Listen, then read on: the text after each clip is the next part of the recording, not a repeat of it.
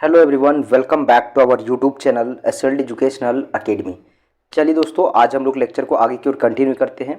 जैसा कि आप लोग को पता होगा कि प्रीवियस लेक्चर में हम लोगों ने यूनिट 1 को फिनिश किए थे। आज हम लोग यूनिट 2 की ओर बढ़ रहे हैं और यूनिट 2 को हम लोग देखेंगे, जिसमें आप लोगों को देखना है क्या।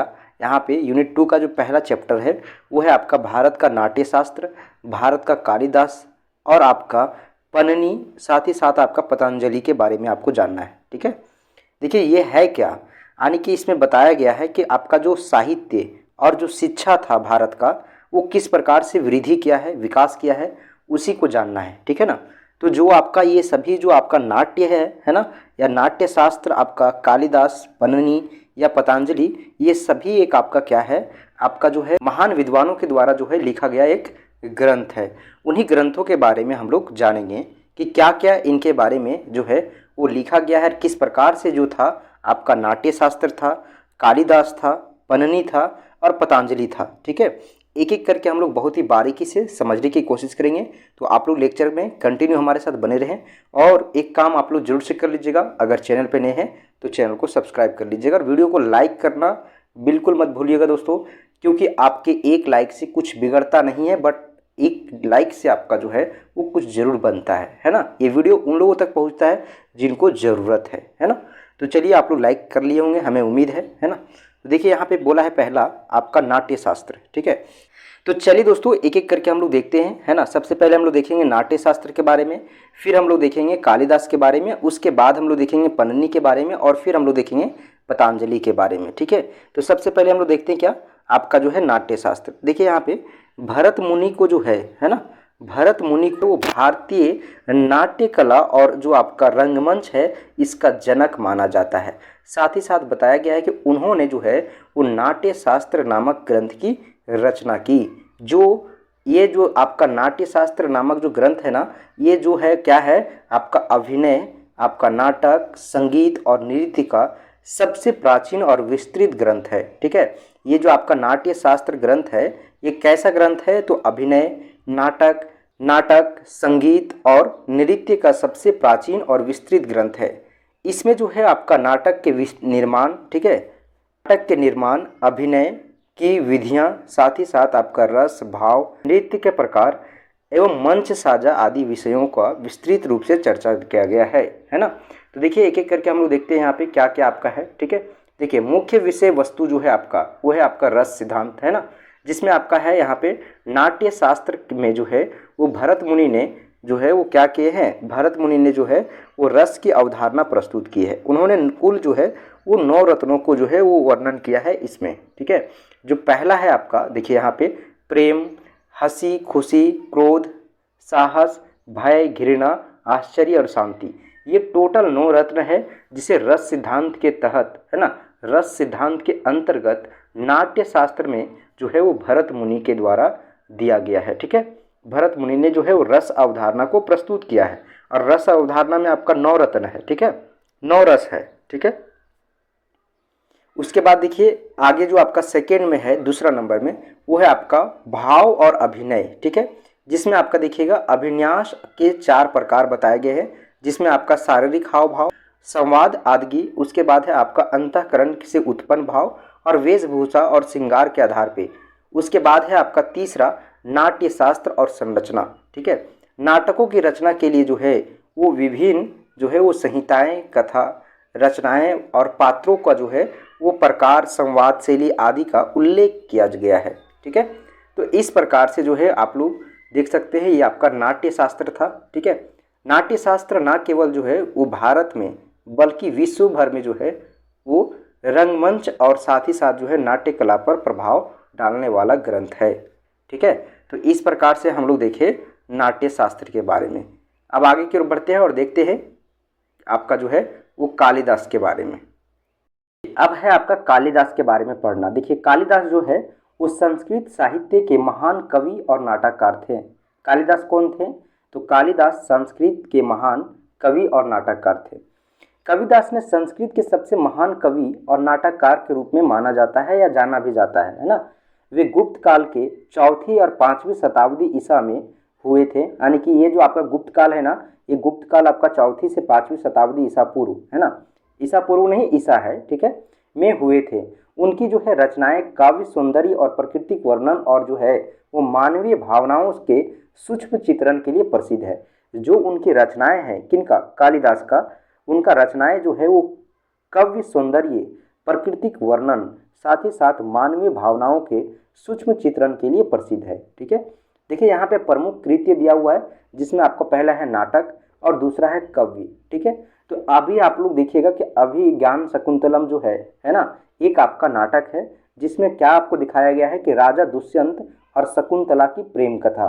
ठीक है, उसी तरीके से आपका और भी है ना, अग्निमित्रम, जो कि आपका राजा अग्निमित्र और जो है वो मालविका के प्रेम कहानी के ऊपर आधारित है। ठीक है, उसी प्रकार आपका जो है काव्य है मेघदूतम, है ना, रघुवंशम, और आपका जो है इसी प्रकार से कुछ और भी दिया हुआ है जो आप लोग देख लीजिएगा और इसको प्रॉपर वे में नोट्स बना लीजिएगा। ठीक है, तो इस प्रकार से जो है दोस्तों हम लोग देखें क्या यहाँ पे, है ना, कालिदास के बारे में। अब आगे की ओर बढ़ते हैं और देखते हैं आपका पन्नी के बारे में। ठीक है, जो कि आपका एक संस्कृत व्याकरण के महान विद्वान थे, है ना। देखिए यहाँ पे क्या बताया गया है, पन्नी जो है वो आपका 500 से लेकर 400 ईसा पूर्व संस्कृत भाषा के सबसे महान व्याकरण आचार्य माने जाते हैं। ठीक है, व्याकरण आचार्य माने जाते हैं। उन्होंने जो है वो अष्टाध्यायी नामक ग्रंथ की रचना की। ठीक है, जो संस्कृत व्याकरण का सबसे प्राचीन और वैज्ञानिक ग्रंथ है ना। यानी कि अष्टाध्यायी जो आपका नामक ग्रंथ था, इसकी जो है रचना किसके द्वारा किया गया, पन्नी के द्वारा किया गया। ये जो आपका है वो संस्कृत व्याकरण का सबसे प्राचीन और क्या है आपका वैज्ञानिक ग्रंथ है ना। अष्ट अध्यायी का जो है विशेषताएं देखिए यहाँ पे क्या क्या दिया हुआ है। इसमें जो है आपका 3959 सूत्र है ना।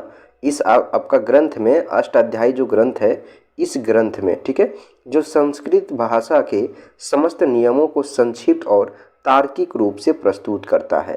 ठीक है, साथ ही साथ देखिए आगे क्या दिया है, संस्कृत में शब्द का निर्माण, ठीक है, संस्कृत में शब्द निर्माण, संधि, समास, है ना, प्रत्यय आदि को स्पष्ट रूप से समझाया गया है।